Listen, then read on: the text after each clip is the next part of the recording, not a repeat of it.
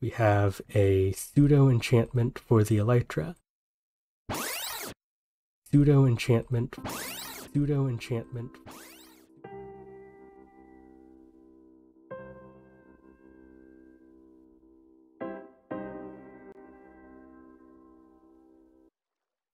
Hey everyone.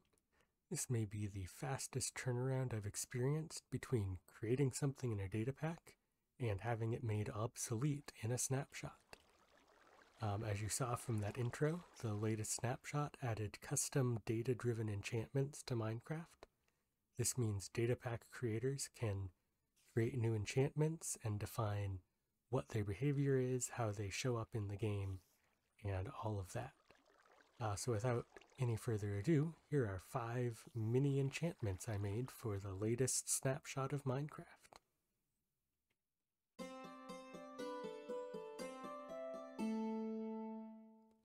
The first enchantment is going to look pretty familiar to those of you who were here last week. It is a flotation enchantment for the elytra. So this one can only be obtained through enchanted books that will show up in End City treasure chests. There's a chance of it being a level 1, 2, or 3 book, and these can be combined in an anvil to upgrade them. And the 3 levels have more gravity reduction as the levels go up. So Flotation 1 is a minus 25%, then minus 50, and minus 75%. Just to show what that looks like. Pretty good jump height and noticeably slower fall.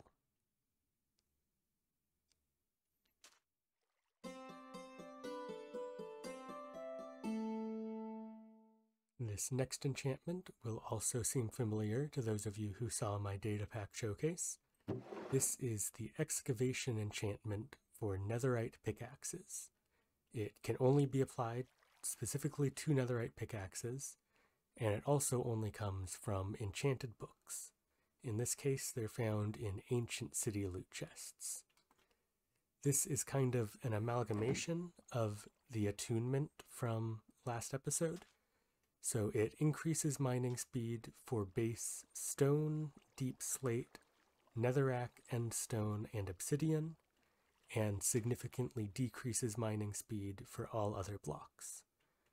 On my latest video, there were some comments about mining speed. I'll have some statistics on the screen right now showing how many ticks it takes to break each block with different combinations of having haste, having an efficiency 5 enchantment, and having this enchantment on the pickaxe. Some of the highlights of that are that with efficiency 5 and the excavation, this will insta-mine stone, and with efficiency 5, excavation, and haste 2, this will insta-mine deep slate, allowing for faster deep slate strip mining than before.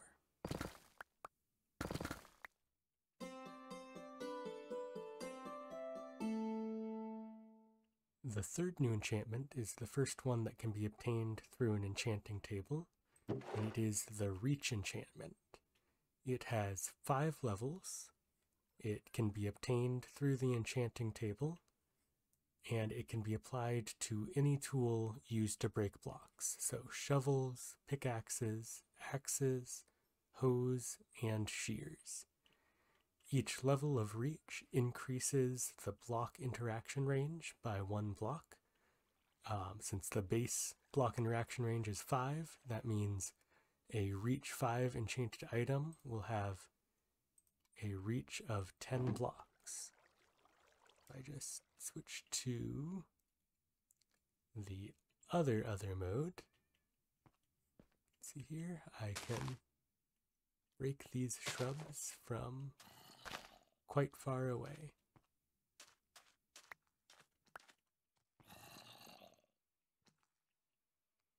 Take that.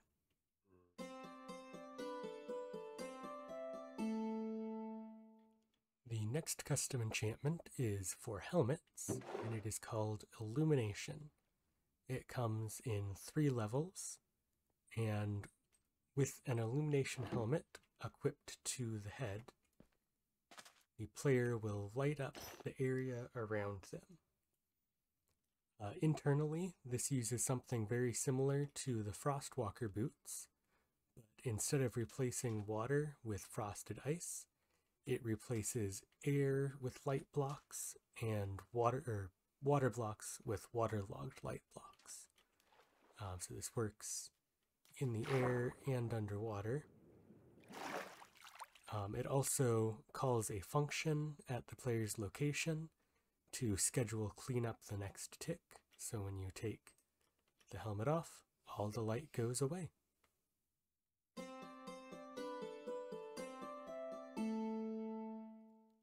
The last enchantment I have to show off is exclusively for crossbows and will probably be the hardest one to obtain in survival.